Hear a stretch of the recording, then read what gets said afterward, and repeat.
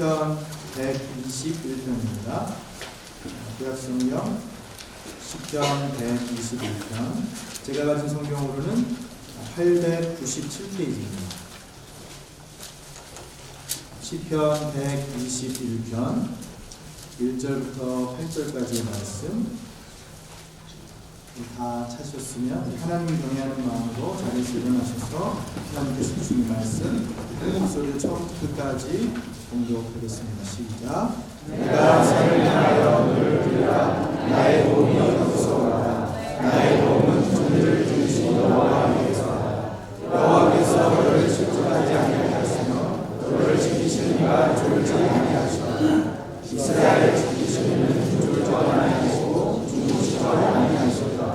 여호와는 너를 지키시는 이가 여호와께서 내 오른쪽에서 내 곁에 계시나니 낮에 해가 너를 상하게 하지 아니하며 밤에 달도 너를 해치지 아니하리라. 여호와께서 너를 지켜 모든 혼란을 면하게 하시며 또 내 영혼을 지키시리라. 여호와께서 너의 주류를 지금부터 영원까지 지키시리로다. 아멘. 자리에 앉으시겠습니다. 말씀을 위해서 우리 함께 기도하죠.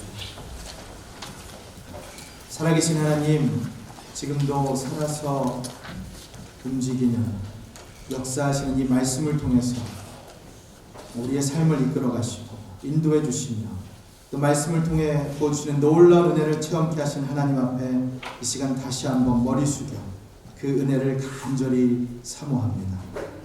하나님 말씀 대하는 우리의 마음 가운데 조금의 악한 마음, 개인적인 마음, 세상적인 마음 다 버리게 하여 주시고 주의 성령께서 온전히 역사하여 주시어서 이 말씀을 대하는 우리의 마음이 더 깨끗해지고 더 정직해지고 더 거룩해지고 이 말씀을 통해 하나님께서 사랑하시는 자녀로서 이 땅 가운데 살아가기 부족함 없도록 주의 성령께서 역사하여 주시옵소서. 말씀을 그렇게 축복하여 주시기를 간절히 소원하오며 온전히 이 시간을 통해 하나님 홀로 영광 받아 주시옵소서. 살아계신 예수 그리스도의 이름으로 기도 드리옵나이다. 아멘. 하나님 제게 왜 이러세요? 라고 하는 책 제목이 있습니다. 재밌죠? 필립 야시라는 분이 쓴 책인데 영어 제목은 Why God? 이런 제목이에요. 그래서 부제가 The Question That Never Goes Away라고 하는 게 있습니다. 왜냐하면 우리 인생에 정말 이루 헤아릴 수 있는 수많은 고통과 재난의 문제들이 있잖아요. 무슨 지진, 쓰나미, 태풍, 테러, 전쟁, 개인적으로는 질병, 에이즈 이런 수많은 문제 가운데 하나님 정말 왜 이러시냐는 거예요. 왜 이런 일을 만들어 주시냐는 거죠. 이런 질문 앞에서 결국 해답은 하나님이시다. 다시 말하면 하나님께서 그 고통과 위기 가운데 우리를 위로하시고 우리에게 평안 주시고 우리를 지키시고 우리와 함께 하시는 임마누엘 하나님이 되신다고 하는 그 가르침을 주는 게 바로 이 책입니다. 제가 이 책을 읽고 참 감명을 읽었는데 요즘 제 아내가 이 책을 뺏어서 자기가 읽겠다고 얼마나 읽었는지 모르겠네요. 여러분들께서도 혹시 그 책을 원하시면 제가 빌려드리겠습니다. 여러분 그렇지 않아요? 사실 살다 보면 우린 정말 하나님한테 정말 저한테 왜 이러시는 거예요? 이렇게 따지고 싶을 때가 있죠. 그렇지 않습니까? 우리의 문제, 개인적인 어려움, 고통, 고난, 더 크게는 국가적인 위기, 재난 같은 거. 정말 하나님 주무시고 계신 거 아니에요? 하나님 살아계시면 어떻게 이런 일이 일어나? 라고 하는 질문이 생길 때가 있죠. 자, 여러분 이런 질문 앞에서 여러분 어떻게 답을 하시겠습니까? 만약에 불신자가 여러분한테 와서 따져요. 야, 하나님이 있어? 하나님 있으면 어떻게 이런 일이 일어나? 라고 따지면 여러분 어떻게 답을 하시겠습니까? 사랑하는 여러분, 오늘 보면 시편 121편이 바로 그 해답입니다. 답도 아주 좋은 답이죠. 교과서와 같은 정답. 부디 이 말씀을 통해서 하나님은 우리를 지키시는 분이라고 하는 그 믿음이 더 굳건해지는 은혜의 시간 되기를 주님의 이름으로 축원합니다.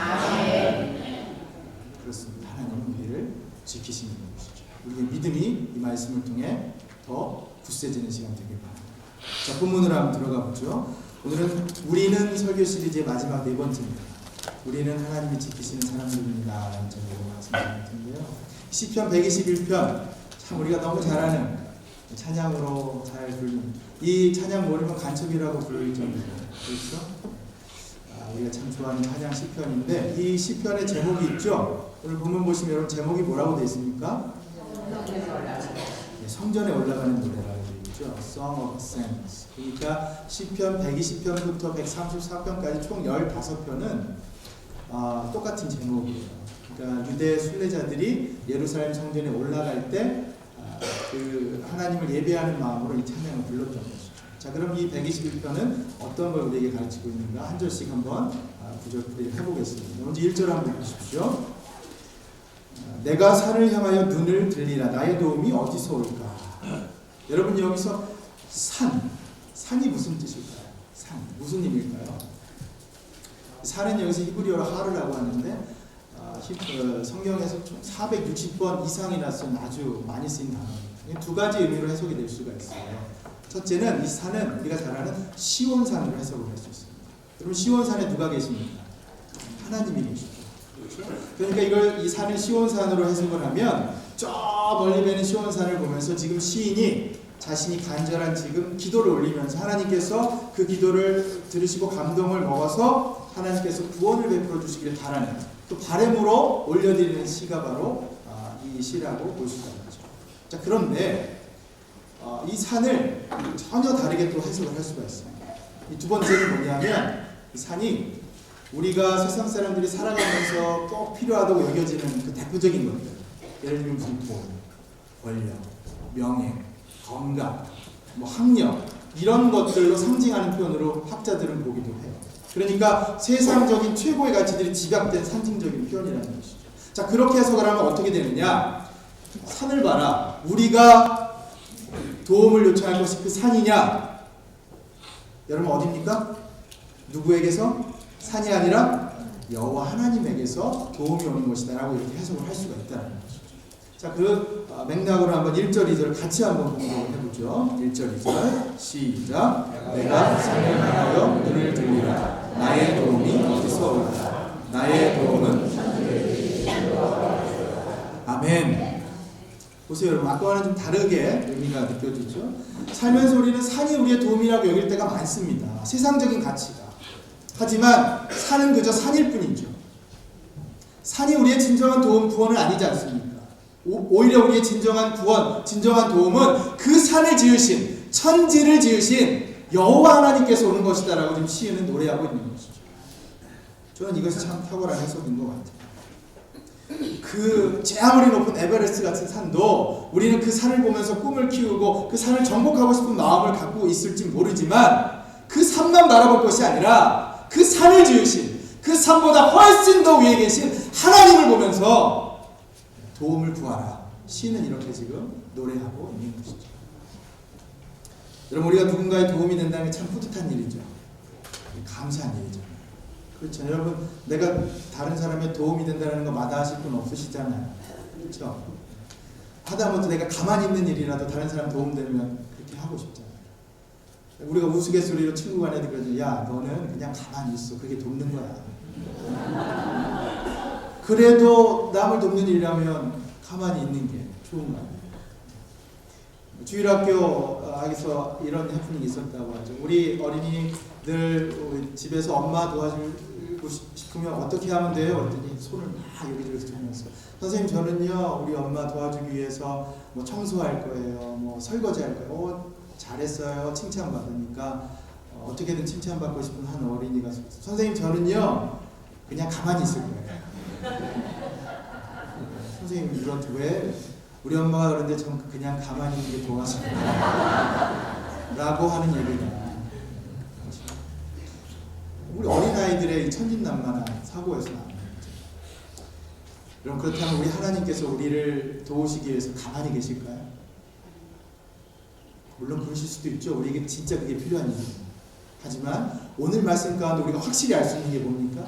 하나님께서 바로 우리의 진정한 도움이 되신다는 것이죠.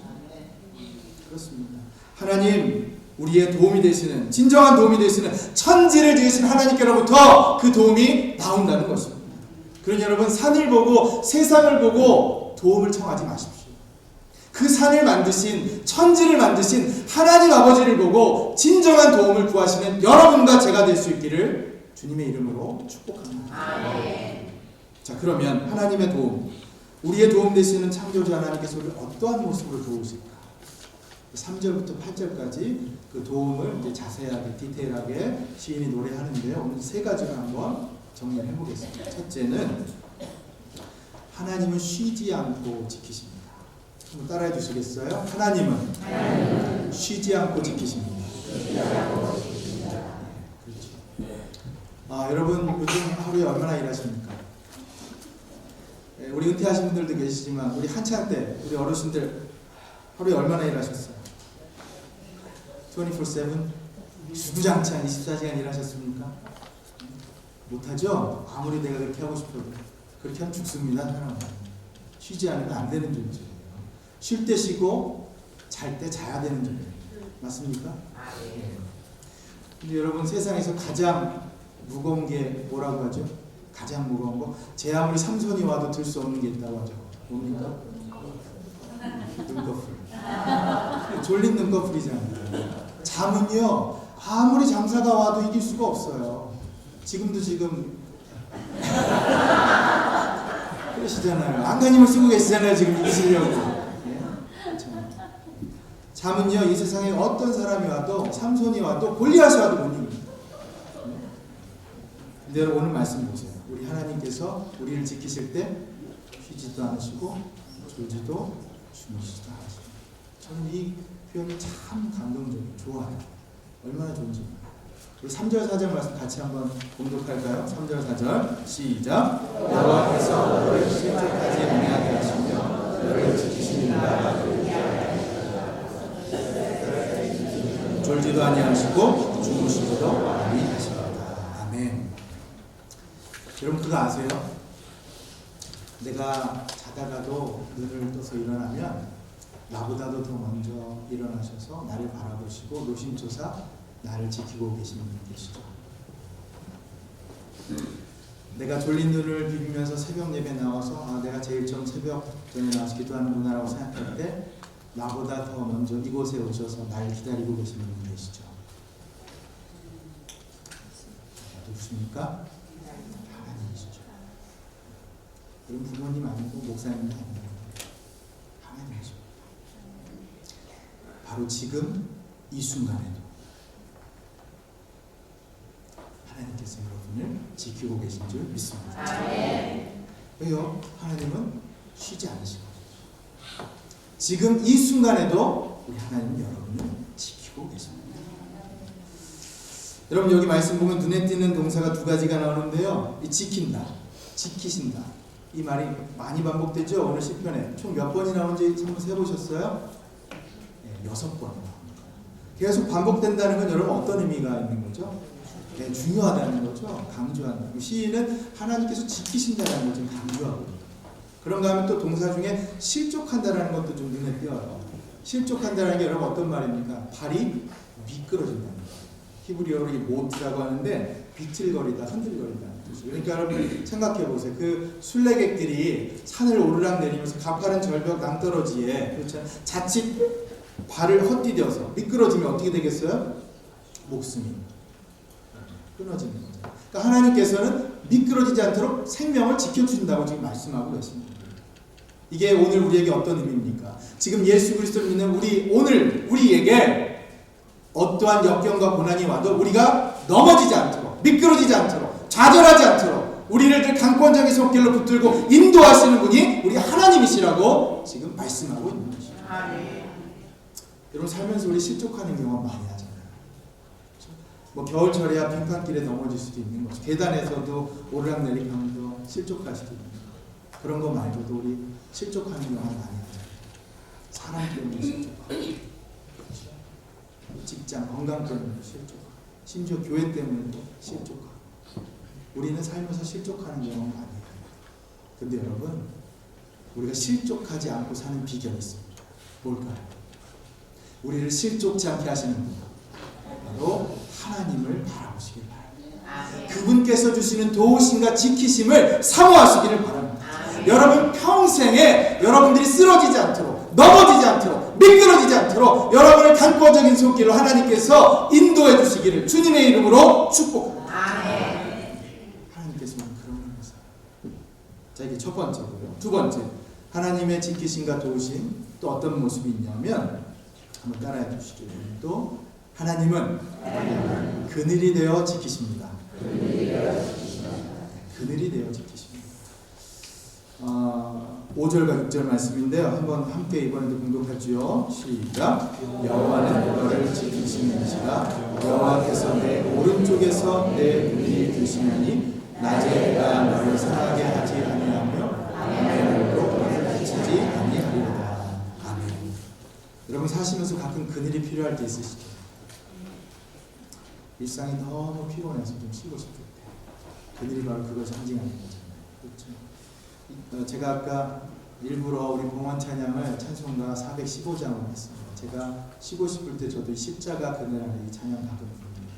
1절 가사가 어떻게 되는지 여러분 기억하세요? 십자가 그늘 아래 나 쉬기 원하네. 저 햇볕 심이 뜨겁고 또 짐이 무거워. 이 광야 같은 세상에 늘 방황할 때에 주 십자가의 그늘에 내 쉴 곳. 여러분 평안한 안식처 그늘이 필요하세요? 그러면 주님의 그 품, 주님의 그 날개 그늘 아래, 십자가 그늘 아래 가셔서 주님께서 주시는 참된 평강과 안식 누리시기를 간절히 소원합니다. 그럼 여기 표현 보면 5절, 6절은 아까 3절, 4절보다도 더 지키심, 도우심을 더 영역을 확대하고 있거든요. 오른쪽에서 그늘이 되신다라고 말씀하잖아요. 여러분 오른쪽이 어떤 성경에서 어떤 의미 갖고 있는지 다 많이 공부하셨죠? 오른쪽은 어떤 쪽입니까? 더 강한 쪽, 능력, 권능, 일하는 쪽입니다. 예전에 우리 한국의 어르신들 다 기억하시겠지만 왼손 못 쓰게 하신 그런 문화도 있었잖아요. 그렇죠? 오른손잡이만 선호하고 영어 표현에도 여러분 left-handed라고 하면 그거는 이 열쇠, 이 불길한 쪽 그런 표현입니다. 그래서 성경에도 왼손잡이 사사가 있었잖아요. 그죠? 에훗.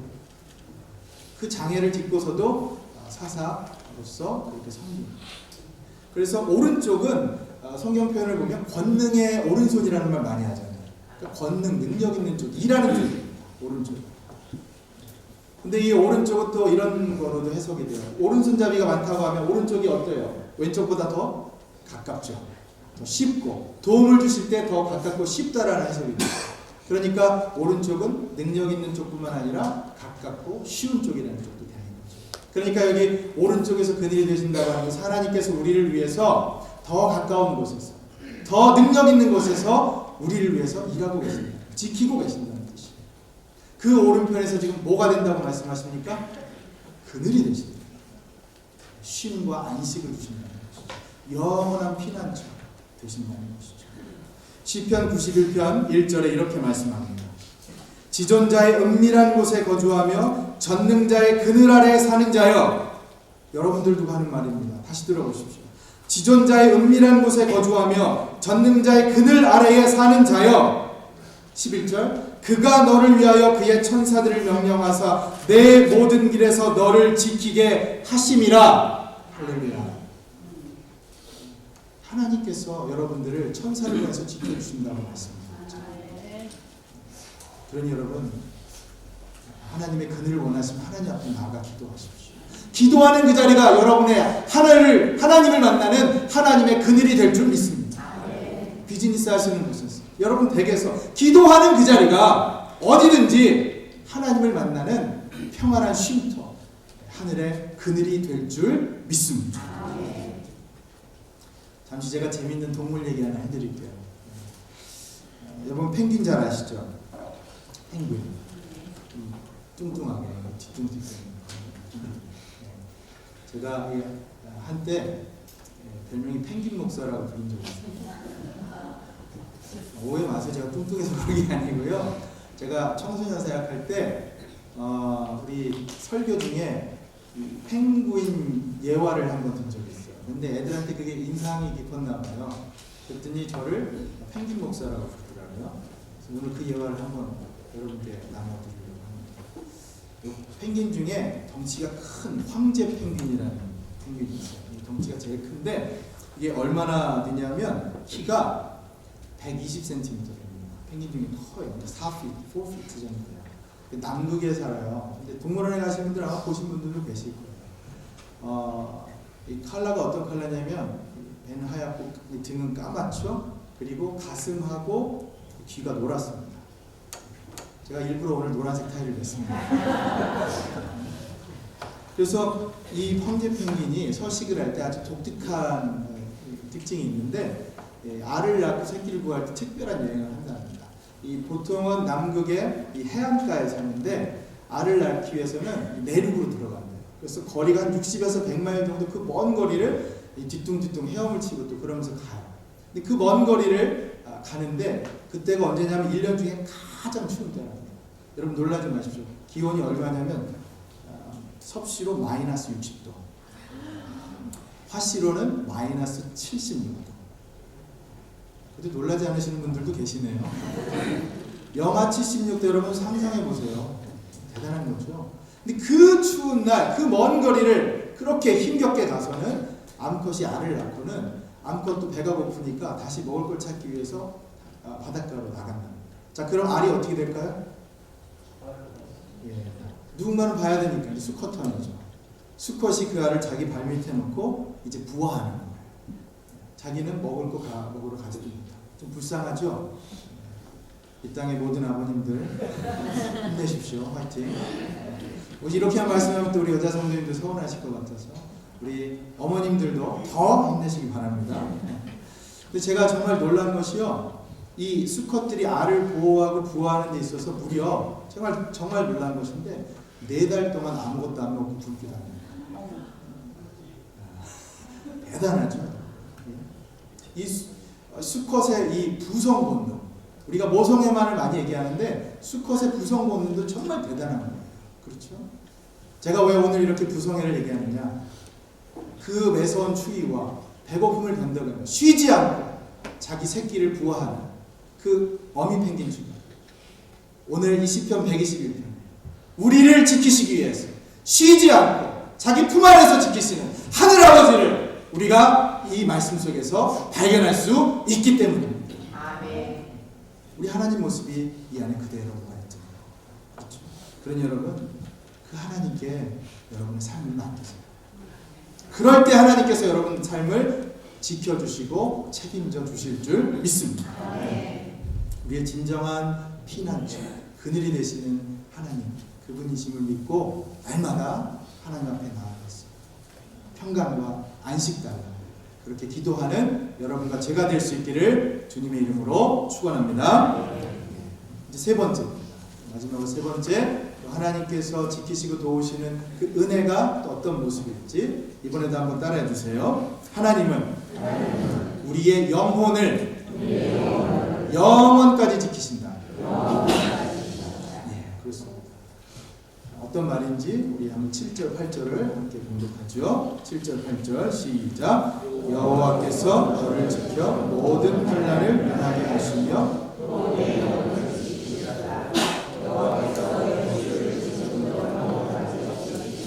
아멘. 시인은 지금 하나님의 지키심, 도우심의 그 은혜의 영역을 더 확장시키고 있습니다. 아까보다 더 커요. 여기 7절에서 보면 모든 환난을 면케하신다고 하죠. 그렇죠?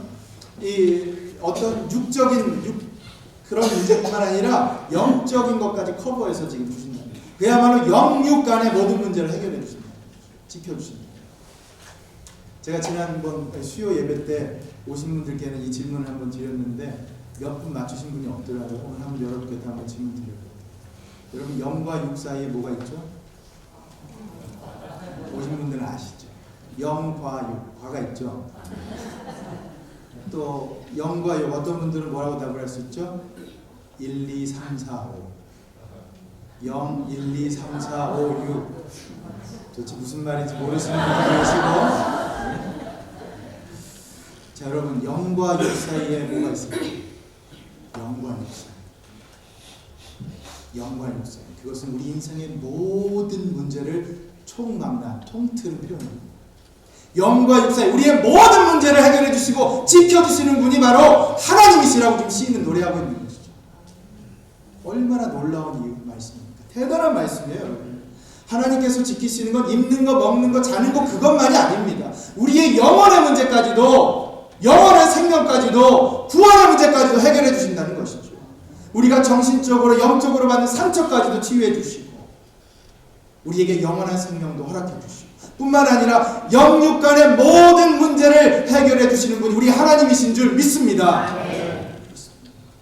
자, 그런데요, 이 놀라운 지키심의 은혜가 마지막 8절에서 더 커집니다. 8절을 보세요. 모든 출입이라고 되어 있죠. 여러분, 출입이 뭡니까? 한자로 이 뜻이 나가고 들어온다는 얘기잖아요. 이게 뭘 의미합니까? 우리 인생에 들어오고 나가는 문제, 우리가 이 땅에 태어나면서 죽기까지 하나님 지켜주신다는 것이고, 그렇죠? 매일매일 하루하루의 삶이 나가고 들어오는 모든 순간을 지켜주신다는 겁니다. 모든 순간. 보세요. 지금부터 언제까지요? 영원까지. 순간순간. 그리고 영원까지. 단 일회성 한 번의 지키심이 아닙니다. 영원한 시간 속에서 우리를 지켜주신다고 약속하고 있지 않습니까? 정말 대단한 거죠. 우리 하나님의 은혜와 사랑은 한계가 없으십니다. Unlimited. 우리 젊은 우리 연인들 사이에서는 그런 표현 많이 하잖아요. 자기 나 얼마큼 사랑해요? 이만큼. 애게 그거밖에 안 돼요. 이만큼. 그거밖에 안 돼요. 이만큼. 그거밖에 안 돼? 아니 이것 빼고 나머지 전부 다. 그렇죠? 이건 마찬가지로 우리 하나님의 은혜와 사랑이 그 정도입니다. 이것 빼고 전부 다. 한계가 없으십니다. Unlimited.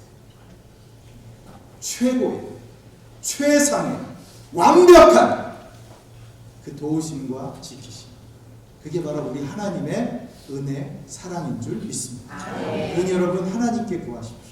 진정한 도움, 진정한 보호는 하나님 앞에 나아가서 그 풍성한 은혜 누리시는 여러분과 제가 될 수 있게 주님의 이름으로 축복합니다. 말씀을 정리하겠습니다. 오늘 말씀 듣기만 해도 참 좋은 말씀이죠. 우리를 지키신다는 약속 말씀 얼마나 귀한 약속의 메시지. 혹시 오늘 이 가운데 마음이 좀 불편하신 분도 있을지 이 말씀이 별로 큰 감흥이 없는. 왜냐하면 아니 마음 한편으로 말씀을 쭉 들으면서 이런 의문이 생기는 거죠. 하나님께서 나를 그렇게 졸지도 주무시지도 않고 지키주신다면 나를 모든 환난에서 이겨내게 하시고 영혼까지 지켜주신다면 지금 내가 겪고 있는 이 슬픔과 어려움은 뭐야? 왜 나한테 이런 질병을 주셨어? 하나님 왜 나한테 암덩어리를 주셨어? 하나님 왜 나한테 이런 아픔이 있는 장애가 있는 아들을 주고 딸을 주셨어? 이게 뭐야? 좀 더 크게 생각을 해보죠. 하나님께서 우리를 사랑하시고 지켜주신다면 이 땅 가운데 생기는 재난과 재해는 그건 뭡니까? 어떻게 설명할 수 있겠어요? 그렇지 않아요? 여러분 우리 이런 질문 앞에서 우리가 어떻게 이 오늘 말씀, 약속의 말씀을 받아들여야 할까요? 이해할 수 있을까요? 그냥 나만 아니면 돼라고 생각하면 될까요? 만약에 실제로 이런 재앙이, 고통이 내 삶에서 실제로 일어난다면 여전히 우리는 시편 120편 말씀을 읽고 아멘 하면서 화답할 수 있겠네요. 여러분 어떻게 생각하십니까? 자 여러분, 제가 오늘 가장 꼭 강조하고 싶은 말씀이 많을 겁니다. 잘 들으십시오. 환난과 고난은 따라 하셔도 되고 안 하셔도 되고, 환난과 고난은 하나님을 믿는 우리의 마음, 믿음에 달려있습니다. 하나님께서 지켜주신다고 하는 그 믿음, 하나님께서 함께해 주신다고 하는 그 믿음, 그것이 있는 한 환난과 고난은 우리에게 아무런 문제가 되지 않습니다. 유진 피러슨이라고 하는 얼마 전에 소천하신 기독교 영성학자가 한길 가는 순례자라는 책에서 이렇게 얘기를 했어요. 참 적절한 비유인데, 바다를 바닷물을 항해하는 배에 비유하면서 이런 표현을 했어요. 풍랑일 수도 있고 잔잔한 파도가 있을 수도 있잖아요. 근데 그 배를 이렇게 표현했어요. 들어보세요. 아무리 많은 바닷물이라도 배 안에 실제로 물이 차지 않는 한 그 배를 침몰시킬 수 없다. 아무리 많은 바닷물이라도 배 안에 실제로 물이 차지 않는 한 그 배를 침몰시킬 수 없다. 마찬가지로 세상의 어떤 어려움도 우리 내면에 침투하지 않는 한 우리를 해칠 수 없다. 그렇잖아요. 이 말씀 이해하실 수 있죠.